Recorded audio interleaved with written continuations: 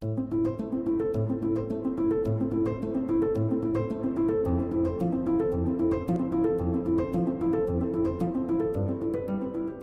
j'interviens donc déjà en préopératoire auprès des prothèses de hanche, prothèses de genoux, prothèses d'épaule et ligamentoplastie de genoux. Donc du coup, je côtoie les patients des 6 chirurgiens qui interviennent à la clinique. Ouais, c'est bon. Donc c'est une consultation préopératoire donc, qui s'effectue soit en individuel, soit en école de patients. On s'adapte un petit peu en fonction de la pandémie. C'est une consultation qui est importante surtout pour un retour à domicile où il est très important quand il y a un conjoint qui l'assiste à cette consultation puisqu'il va participer aux suites opératoires quasiment autant que le patient lui-même. Donc c'est une éducation thérapeutique d'abord du patient. Donc j'explique la préparation cutanée, la douche, la dépilation à domicile. Le jeûne préopératoire, donc liquide et alimentaire. J'explique le parcours de son hospitalisation et l'avertissement sur les saignements et les œdèmes post-opératoires. Je crée le dossier patient informatisé parce qu'à savoir mis à part le patient opéré à 8h qui rentre la veille, le patient est présent dans le service à peu près 1h15 avant son intervention. Donc je remplis déjà pas mal de choses pour les collègues de l'étage. Et ensuite, donc, c'est l'éducation du patient pour le post-opératoire. Donc, je lui explique le déroulé du séjour, je lui explique sa sortie. Et à cette consultation, je lui rends ses ordonnances post-opératoires en lui expliquant, en l'éduquant. Comme ça, il va aller chercher tous ses médicaments, tout le matériel à la pharmacie la semaine avant l'opération. Et le jour où il sort, il ne court pas à la pharmacie. Et je donne aussi également, très important, les numéros de téléphone à contacter en cas de problème, de questions, d'interrogation. Le séjour, la sortie du patient. Donc je viens voir les patients donc en chambre, donc il y a un rôle de réassurance. Des fois, ça fait un visage un peu connu avant l'intervention, donc ils ont peut-être d'autres questions à me poser. Qu'ils hésiteraient à poser peut-être à mes collègues.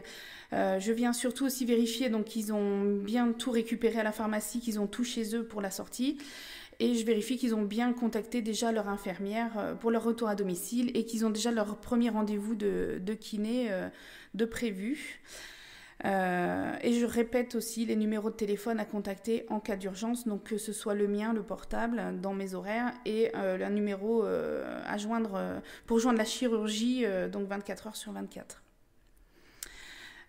Ensuite, je les appelle donc à J7 où je fais un point donc sur leur douleur, sur les antalgiques au J7, savoir ceux qu'ils prennent à ce jour. En fonction, enfin s'ils sont pas douloureux et qu'ils me prennent jusqu'au topalgique, je leur demande de ralentir un petit peu. Au contraire, s'ils sont très douloureux et qu'ils n'arrivent pas qu'ils n'en sont pas à prendre le tramadol, je leur explique la bonne observance des traitements.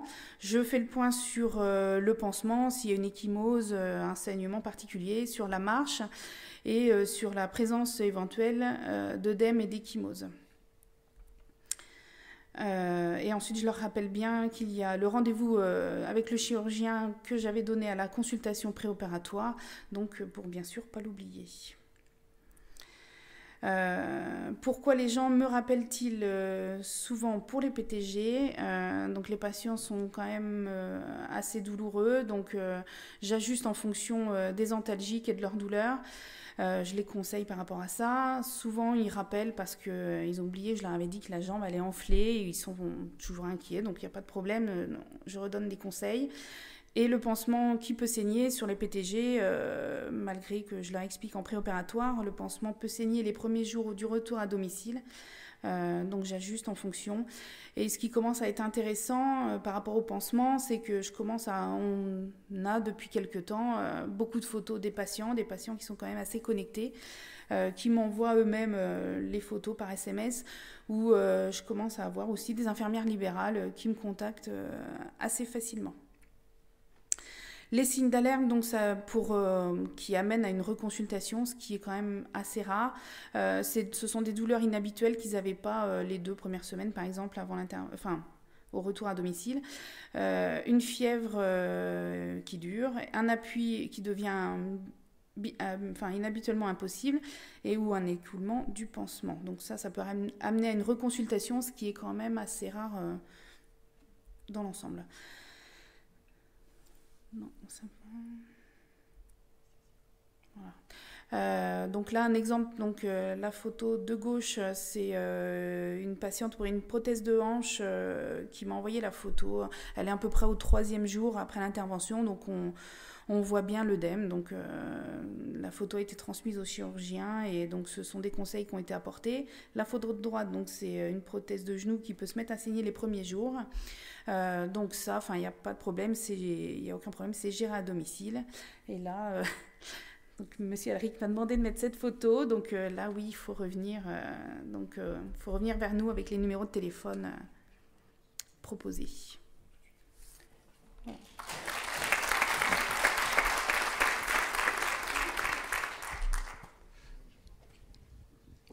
On a juste peut-être le temps pour 5 minutes de questions avec Jean-Marc Glasson qui est en direct depuis Nice. Et puis après, on ira... Bonjour, est-ce que vous m'entendez? Très bien. Oui, très bien. Bon, j'avais une remarque et certainement une question. Donc la remarque, c'était d'abord de dire que venant de l'extérieur, j'ai pu constater comme quoi l'implication de l'établissement était importante dans la RAC. Je pense que c'est effectivement quelque chose qui est fondamental pour l'amélioration des soins, non seulement pour le raccourcissement des durées de séjour, mais aussi pour globalement la prise en charge. Et c'est un peu grâce à l'implication récente des anesthésistes et aussi de la mise en place de Julia Mérico comme infirmière référente qui permet cette amélioration notable de la prise en charge dans le cadre de la RAC.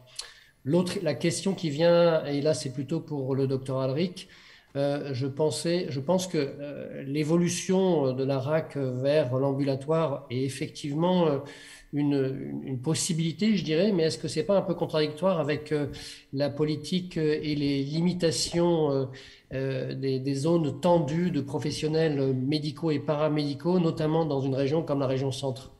Non, ce n'est pas incompatible. Je ne pense pas que ce soit un problème. Non, je pense que c'est une évolution qui va se faire de façon naturelle. Pas rapidement, hein, ça ne va pas se faire rapidement. Il y a encore dans la dernière série française, 80% de chirurgie conventionnelle pour 20% de chirurgie ambulatoire. La chirurgie ambulatoire, ça va se développer de plus en plus. Il ne faut pas passer à côté. Ça ne sera pas exclusif. On ne fera pas que de la chirurgie ambulatoire. Ce n'est pas possible. Je ne pense pas. Oui, mais Christophe, comme tu l'as souligné dans ton topo, en fait, la chirurgie ambulatoire en France, elle est plus difficile pour les chirurgies lourdes parce que la définition de l'ambulatoire, c'est un séjour de 12 heures en France. Alors qu'aux États-Unis, quand tu regardes leur taux d'ambulatoire, ils sont sur 80-85% de taux d'ambulatoire pour les prothèses de hanche et les prothèses de genoux. Pourquoi? Parce que c'est du one-day surgery, c'est-à-dire inférieur à 24 heures. Et ça change tout. Oui. C'est-à-dire que effectivement, le patient que tu opères à 8h le matin, il sera probablement apte à rentrer tranquillement chez lui vers 18h, 19h. Mais celui qu'on opère en début d'après-midi, c'est beaucoup plus compliqué de le faire sortir en fin de journée pour des chirurgies lourdes. Et les États-Unis, pour eux, ça ne leur pose pas de souci de dire vous êtes opéré à 18h, vous dormez chez nous, vous ressortez le lendemain, vous avez passé moins de 24 heures, vous êtes ambulatoire. Oui, mais les États-Unis, ce n'est pas du véritable ambulatoire, parce que dans le sens qu'ils les envoient pas chez eux, ils les envoient en général dans des centres, dans un hôtel à côté de la clinique. Je sais, c'est une organisation particulière. Ce n'est pas du vrai ambulatoire. Je suis d'accord avec toi, mais leurs critères de définition sont entre guillemets, plus facilement adaptables à ce type de chirurgie lourde. Nous, faire de l'ambulatoire sur des prothèses, c'est quand même un sacré challenge. La condition sine qua non, c'est qu'il faut que les patients soient opérés le matin.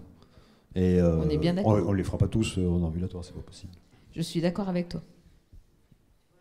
Pour revenir à la RAC, je pense que ce qui est important, c'est que la RAC soit vraiment bien mise en place en relation avec le personnel de l'établissement et les médecins et les kinés de ville aussi, parce que les kinés ont également un rôle. Nous, le docteur Vili et moi-même, on essaye de mettre ça en place aussi pour l'épaule, ce qui est un petit peu le cas. Mais je pense qu'on a besoin d'un suivi un petit peu. Je suis content de voir que les histoires de photos fonctionnent bien avec Madame Mérigot.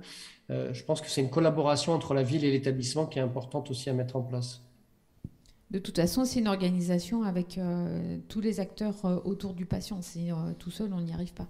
Je crois qu'il y a des questions dans la salle. Si on peut faire. Bonjour. C'est pas une question, c'est deux anecdotes. Mon grand-père, qui était chirurgien dans le département de l'Aisne il y a 100 ans, opérait les patients à domicile. Ça, c'est de l'ambulatoire. Deuxièmement, au début des années 80, on a voulu instituer l'ambulatoire à la clinique. Et on s'est heurté non pas aux patients, mais à la sécurité sociale, qui refusaient de prendre en charge les patients en ambulatoire en disant que ça n'existait pas, et donc ils refusaient de payer. Alors, il a fallu qu'on aille négocier la modification. Ils ont dit d'accord, vous pourrez faire de l'ambulatoire, mais vous fermez un lit et on vous donne 2 lits d'ambulatoire. Et puis ensuite, on ne faisait pas les prothèses de hanche en ambulatoire, mais il y avait beaucoup de chirurgie qui se faisait en ambulatoire. Alors ceci dit, à l'époque, tu as raison, c'était pas une journée, c'était qu'une nuit. Hein, il fallait qu'il passe qu'une nuit. Et la Sécu disait non, il faut passer 2 nuits, il faut rentrer la veille, il faut partir le lendemain de l'intervention. On est confronté au problème, comme nous dit Julia, des assurances. Quelquefois, les assurances ne prennent pas en charge l'hospitalisation parce qu'on fait de l'ambulatoire et ils obligent les patients à rester hospitalisés 3 jours. On croit rêver. Voilà, juste un petit mot, ce n'est pas une question, je suis docteur Lacrasse, c'est juste pour rejoindre tout ce qui a été dit par mes confrères et par l'équipe. Moi, il y a 2 ans, j'ai rejoint la clinique et c'est vrai, je me suis trouvé dans un environnement qui est très favorable, tout est organisé pour l'ARAC. Je n'ai fait que participer, rejoindre l'équipe et j'ai un retour avec des patients que j'avais opérés il y a un peu plus de 2 ans d'un côté, que j'ai opéré de l'autre côté, que ce soit la hanche ou le genou, qui est très, très, très positif et très favorable. Que ce soit les suites, parce que je me retrouve à faire la contre-visite le soir, et une partie des patients, ceux qui étaient opérés très tôt, qui ont déjà eu de la kiné et un suivi, et les sorties, c'est vrai, maintenant, ce n'est pas de l'ambulatoire, mais c'est très raccourci par rapport aux durées moyennes de séjour que j'avais auparavant, mais avec un retour très très favorable des patients. Et c'est vrai, grâce à l'organisation de la préparation du préopératoire jusqu'au post-opératoire, avec un rôle clé par l'infirmière du RAC, qui fait un peu le pivot de suivi avec les patients. Et quand on regarde un peu le taux de satisfaction des patients après une prise en charge en ambulatoire ou en RAC, il est très élevé. Et ce qui est paradoxal, c'est plus les patients sont âgés, plus ils sont contents d'être dans des circuits courts. Et pourtant, c'est ceux qui ont souvent le plus de problèmes de santé.